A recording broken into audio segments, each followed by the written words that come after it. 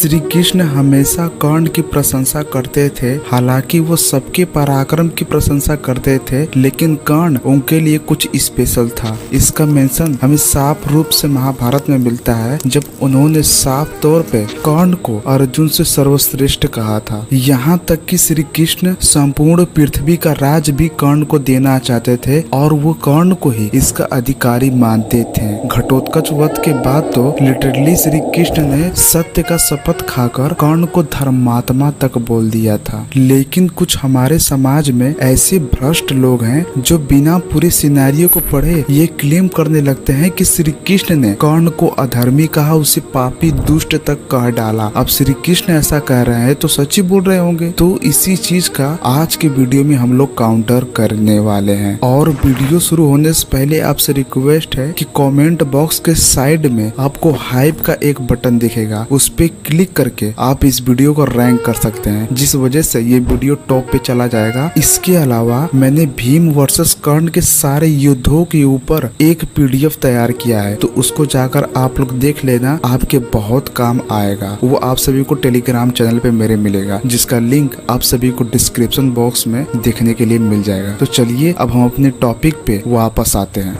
पहले स्टार्ट करते हैं उस समय से जब कर्ण के रथ का पहिया धंस गया था। तब श्री कृष्ण कर्ण को खरी खोटी सुनाते हैं। श्री कृष्ण ये बोलते हैं कि सौभाग्य की बात है कि तुम्हें आज धर्म याद आ रहा है, और ये भी लाइन बोलते हैं कि नीच मनुष्य विपत्ति में पड़ने के बाद देव की ही निंदा करता है। उसके बाद भी उसे वह सुनाते हैं कि तुम्हारा धर्म कहाँ चला गया था जब द्रौपदी को घसीटा गया था, उसे अब्द शब्द बोला गया था। ऐसी चीजें कर्ण के मुंह पे श्री कृष्ण बोलते हैं। बस इसी सारे स्टेटमेंट को दिखाकर अर्जुन भक्त हमेशा अपने पॉइंट को स्ट्रॉन्ग करने की कोशिश करते हैं, लेकिन इसके पीछे का असली कारण क्या है ये मैं आप सभी को बताता हूँ। और इस चीज को समझने के लिए हमें थोड़ा पीछे चलना पड़ेगा। हमें चलना पड़ेगा घटोत्कच वध पर्व में। जब कर्ण का वास्तविक शक्ति नाश हो जाता है, तब श्री कृष्ण जी ये बोलते हैं, कर्ण कुंडल कवच के बिना शून्य होकर सामान्य मनुष्य के भांति हो गया है, लेकिन इतने पर भी उसके वध का सिर्फ एक उपाय है। जब उसके रथ का पहिया धसेगा तब मेरे आदेश पे तुम उसका वध कर देना, नहीं तो अगर वो शस्त्र उठा लेगा, इस लाइन को ध्यान से देखना, अगर वो शस्त्र उठा लेगा तो उसे देवता भी पराजित नहीं कर सकते हैं, चाहे उनके सहायता के लिए इंद्र ही ना जाए। यानी कर्ण के मृत्यु का समय वहीं पे था जब उसके रथ का पहिया धसा। अगर वो समय कैसे भी टल जाता तो उसका वध नहीं हो पाता। तो भाई क्या श्री कृष्ण ऐसे मौके को अपने हाथ से जाने देंगे? वो तो इस टाइम का पूरा भरपूर फायदा उठाएंगे। इसीलिए तो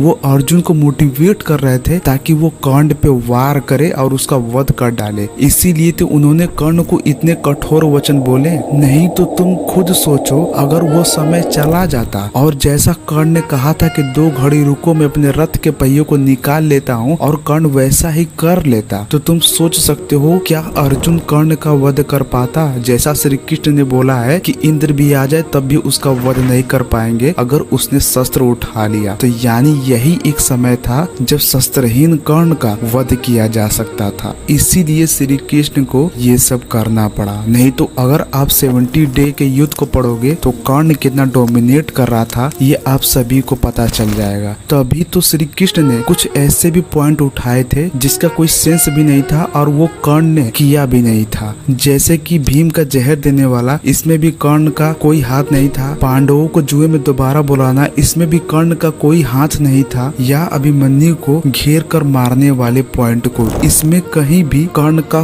कोई हाथ नहीं था। तो यानी इस पूरे सिनेरियो का मतलब केवल अर्जुन को मोटिवेट करना था, जो श्री कृष्ण ने अच्छे से मोटिवेट भी किया और उस टाइम का भरपूर उपयोग भी किया जिस टाइम पे कर्ण का वध होना तय था, या बोले उसी टाइम पे ही हो सकता था। और कर्ण भी तो जानता था ना यार कि अर्जुन के हाथों उसका मृत्यु हो जाएगा। तो इसलिए श्री कृष्ण के बातों का उसने कुछ काउंटर भी नहीं किया और उसने सर झुकाकर फिर से युद्ध को कंटिन्यू किया। दूसरा एलिगेशंस ये लोग ये लगाते हैं कि श्री कृष्ण ने सत्य का शपथ खाकर कर्ण को धर्मात्मा तो बोला था, लेकिन उन्होंने सत्य का शपथ खाकर कर्ण को दुष्ट आत्मा भी बोला था। और यहाँ पे ये लोग झूठ मूठ का अपने आप को सेटिस्फाई करते हैं, क्योंकि इस स्टेटमेंट में भी कोई भी दम नहीं है, क्योंकि इस क्लेम का काउंटर इसके पिछले वाले अध्याय में ही मिल जाता है, जहाँ पे साफ रूप से लिखा हुआ है कि अर्जुन कर्ण का वध कर सके, इसलिए उसको मोटिवेट करने के लिए श्री कृष्ण इस प्रकार से बोले। उसके बाद वो कर्ण का बुराई भी करते हैं और अच्छाई भी करते हैं, और इसी बीच में वो सत्य का शपथ खाकर कर्ण को दुष्ट आत्मा बोल देते हैं। अब इसी स्टेटमेंट के बाद अगर आप नीचे देखोगे तो अर्जुन पूरा मोटिवेट हो जाता है और उसके अंदर पूरा उत्साह भर जाता है और वो कर्ण के वध के लिए तैयार हो जाता है। अब श्री कृष्ण को ये क्यों करना पड़ा? क्योंकि कर्ण ने भार्गव अस्त्र चलाकर अर्जुन को पराजित कर दिया था और अर्जुन उस अस्त्र को काटने में असमर्थ थे, इसलिए वो युधिष्ठिर के पास जाते हैं और युधिष्ठिर भी उनको अब्द शब्द बोलते हैं, जिसके वजह से उसका मोरल पूरा डाउन हो जाता है और अर्जुन ये शपथ लेकर आता है कि वो कर्ण का वध किए बिना नहीं लौटेगा। और यही कारण है कि श्री कृष्ण को यहाँ पर भी अर्जुन को मोटिवेट करना पड़ा। तो यानी जो कुछ भी भगवान श्री कृष्ण ने कर्ण के विरुद्ध बोला वो अर्जुन के हित के लिए बोला, उसका उत्साह बढ़ाने के लिए बोला, ताकि वो मोटिवेट होकर कर्ण का वध कर सके। और इसका रीजन एक और भी था कि उसने युधिष्ठिर को वचन दे दिया था कि वो कर्ण का वध किए बिना नहीं लौटेगा। तो यहाँ पर भी श्री कृष्ण कर्ण को अब्द शब्द बोलते हैं, और जब उसका रथ का पहिया धंसता है तो वहाँ पर भी बोलते हैं। नहीं तो तुम खुद सोचो, जिसे 2 बार श्री कृष्ण अपने साइड बुलाने के लिए गए थे और सत्य का शपथ खाकर उसे धर्मात्मा बोला था, वो अर्जुन से भी बढ़ चढ़ कर कर्ण को भी मानते थे, तो उसे वह दुष्ट आत्मा या उसे अधर्मी क्यों बोलेंगे? अगर बोल भी रहे हैं तो उसके पीछे एक रीजन है, जिसको मैंने आप सभी को यहाँ पे बिल्कुल क्लियर कर दिया है। तो वीडियो अच्छा लगा तो इसको लाइक कर देना और चैनल को सब्सक्राइब कर देना और टेलीग्राम चैनल को भी ज्वाइन कर देना और इस वीडियो को हाइप कर देना, जो आप सभी को कमेंट बॉक्स के साइड में दिखेगा। तो मिलते हैं किसी नेक्स्ट वीडियो में।